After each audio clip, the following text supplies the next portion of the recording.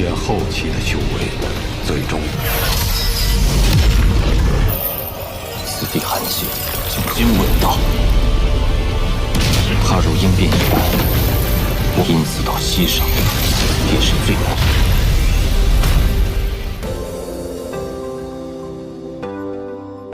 Halo guys, kabar kalian gimana hari ini? Semoga dalam kondisi baik-baik saja ya.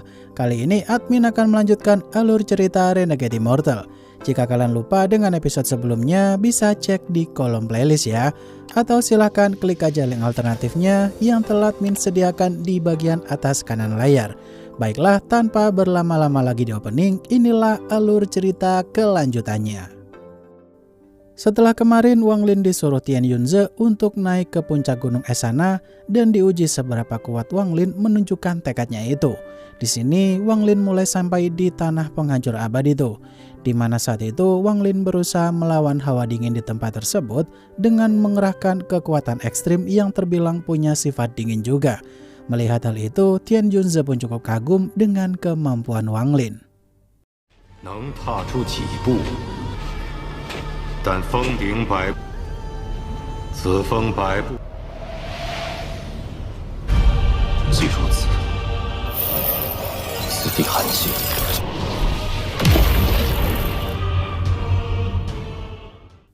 Tian Yunze yang dibuat bertanya-tanya dengan penderitaan apakah yang dialami oleh Wang Lin selama 700 tahun dia hidup selama ini.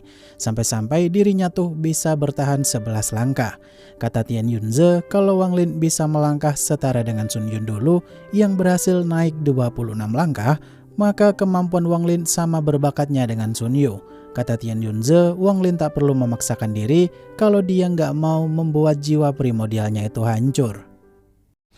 踏出了26步，以应变中期的修为。此次修仙短短700年，以你应变中期修为，王林，你的表现，王林，你能踏。 Wang Lin yang tak mau menyerah gitu aja karena tempat ini bisa dia gunakan untuk menguji ketahanan tubuhnya Wang Lin pula. Di momen itu, Wang Lin menggunakan energi konsepsi hidup dan matinya untuk memperkuat tubuhnya di sana. Serta dia juga memperkuat jiwa primordialnya di setiap langkah agar nggak hancur. Namun saat Wang Lin berhasil menapakkan kakinya di langkah ke-27, dia pun nggak berani ambil resiko untuk melangkah lagi. 因此到西上，便是我之意见。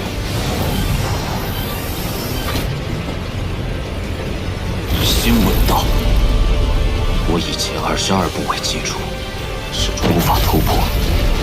今日踏入应变以来， Tian Yunze yang saat itu menghentikan ujian tanah penghancur abadi itu dan nyuruh Wang Lin untuk segera menemuinya di bagian puncak sana. Tentu saja Wang Lin dapat pujian dari Tian Yunze nih guys. Kalau katanya sih Wang Lin tidak mengecewakan harapannya sebagai sosok murid jenius. Kemudian Tian Yunze pun bercerita tentang tempat yang disukainya memiliki cahaya 7 warna. Makanya dirinya tuh membuat 7 aliran warna masing-masing murid di sekte tersebut.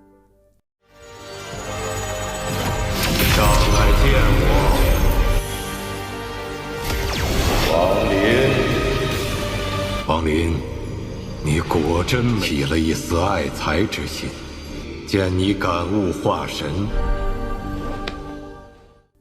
Tian Yunze yang saat itu memanggil tempat penyimpanan giok masing-masing aliran yang bisa dipelajari oleh Wang Lin nanti.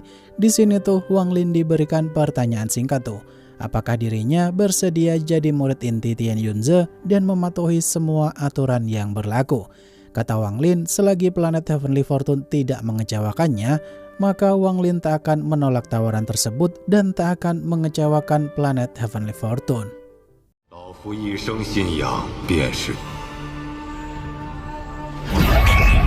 王林，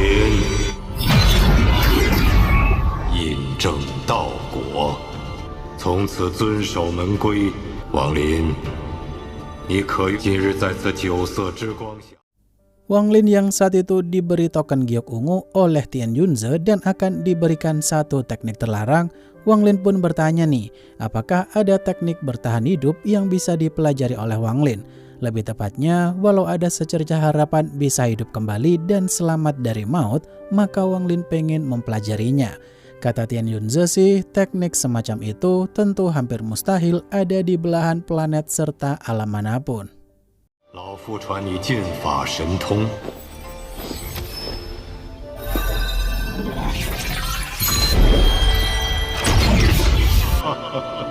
此类神通便可抑制存活。求哦，你要如何想学何种？ Tian Yunze yang saat itu membuka gerbang tempat penyimpanan semua teknik terlarang yang dia punya, dirinya pun nyuruh Wang Lin untuk milih sendiri ke dalam. Setelah itu, Wang Lin yang masuk ke ruang penyimpanan sana tuh bener-bener dibuat terkesima tuh. Karena di dalam sana beneran ada 3.600 lebih teknik terlarang. Yang kekuatannya nggak main-main, bahkan teknik tubuh iblis abadi juga ada di tempat tersebut. 你自己跳3600道凭机缘，你是运九转炼血600道金法神通。天， Wang Lin yang melihat berbagai macam teknik terlarang kuat-kuat dengan sosok Tian Yunze yang beda-beda warna pakaian aja. Saat itu sih Wang Lin penasaran dengan sosok teknik terlarang yang tidak berada pada jajaran teknik lainnya, alias dia tuh sendirian di bagian bawah. Di sini Wang Lin yang merasakan keanehan dengan teknik terlarang itu pun mulai menyerangnya untuk memastikan kecurigaan Wang Lin itu benar atau tidak. 怎么会有灰色？灰袍，可惜七彩震动，气息全无，实在局外之术，或许3600星位之中。可此人相貌。 Wang Lin yang saat itu dikejutkan dengan energi membunuh alias energi kematian yang keluar dari teknik terlarang itu. Seketika para teknik terlarang lainnya pun mulai pergi ke tempat tersebut untuk menyegalnya. Namun karena energi membunuh dari teknik terlarang jubah abu-abu itu begitu besar, para teknik terlarang yang menentangnya pun langsung dilenyapkan tanpa ada yang tersisa.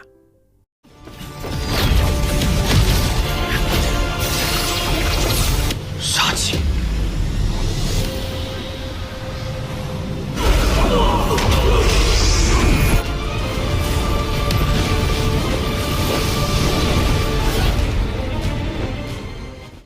Wang Lin yang diserang oleh teknik terlarang jubah abu-abu itu saat dia menjawab kalau dirinya adalah murid Tian Yunze. Di sini tangan Wang Lin langsung gemeteran tuh karena kekuatan teknik terlarang tersebut benar-benar kuat banget. Namun saat Wang Lin berusaha bertahan dengan energi hukum konsepsi hidup dan matinya di sana untuk membuat pertahanan terkuat agar nggak kena serangan fatal, justru teknik terlarang itu pun menghentikan serangannya.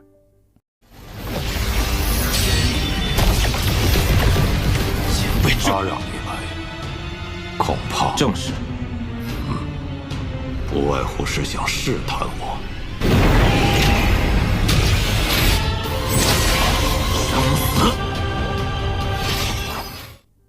Teknik terlarang baju abu-abu yang saat itu merasa kalau teknik pembunuh abadi miliknya itu sangatlah cocok dipelajari oleh Wang Lin.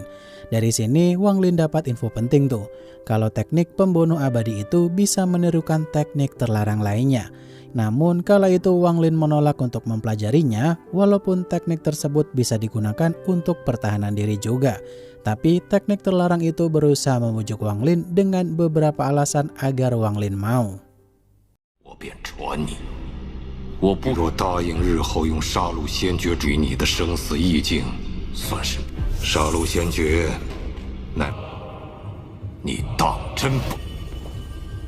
在这七彩烙印越多，防守之危便。 Wang Lin yang dikasih slip giok untuk mempelajari teknik terlarang itu, entah dia mau mempelajarinya atau tidak, pada akhirnya sih Wang Lin tak bisa memilih juga teknik terlarang lainnya.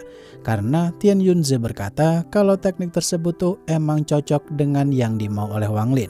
Mengingat Wang Lin pengen teknik pertahanan diri yang kuat pula. Setelah itu, Wang Lin pun diberi cincin pertahanan yang mana bisa menahan 2 kali serangan kuat dari kultivator ascendant tahap akhir.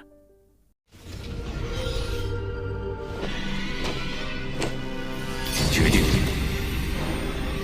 学与不学，哼，他所修杀戮先决，那不过是为师当年为参问师尊，这灰衣之人莫先决。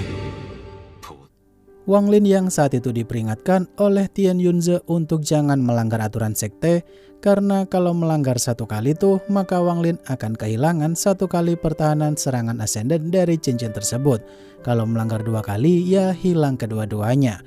Kemudian Wang Lin pun ditugaskan pergi ke negara Lingyue sebagai utusan dari sekte Heavenly Fortune, karena kebetulan mungkin di sana nanti Wang Lin bisa berlatih pula. 弟子想下山历练。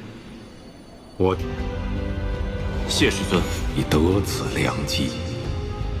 仔细老二便是我要迟了。东海之外，独山灵月国吧，有担任使者意图。 Beberapa saat kemudian, Wang Lin yang pergi ke negara Lingyue untuk menemui kultivator di sana sesuai perintah Tian Yunze. Di sini Tian Tai selaku pemimpin kultivator di negara sana tuh menyambut kedatangan Wang Lin sebagai utusan yang terhormat dari sekte Heavenly Fortune. Saat itu sih Wang Lin berkata kalau dirinya hanya akan memandu mereka agar bisa masuk zona terlarang doang. Tapi kalau urusan mereka mau melakukan apapun di tempat itu, ya resikonya ditanggung masing-masing.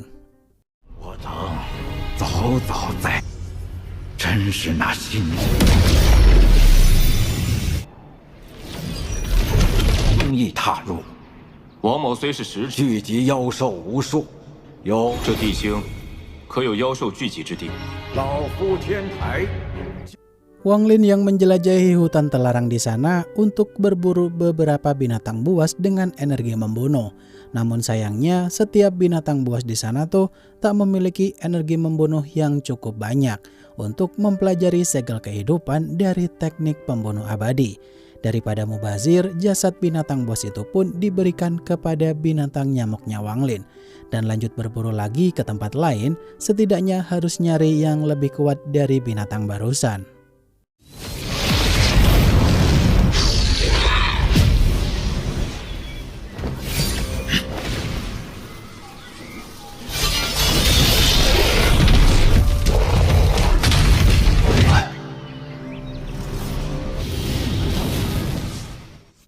Di sisi lain, tak jauh dari tempat Wang Lin berada, terlihat ada sosok dua aki-aki dari sekte pedang yang menyandra perempuan dari sekte kebebasan bernama Qian Jin.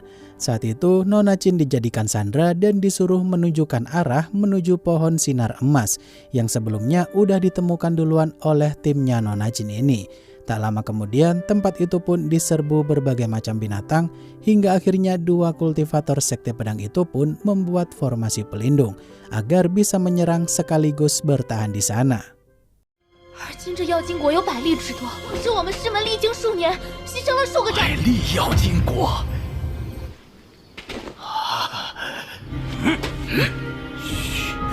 灭我师门寻宝小队，你也别想染指。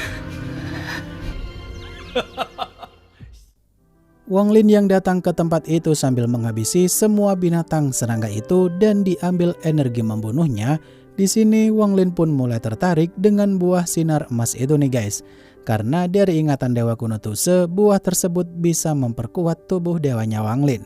Di sini Wang Lin yang dapat ancaman dari dua aki-aki itu, kalau Wang Lin mengincar pohon sinar emas itu, maka sekte pedang akan jadi musuhnya. Seketika Wang Lin langsung ingat nih sosok musuh yang menyerang Zoe dulu, dan tentunya musuh Zoe adalah musuhnya Wang Lin pula.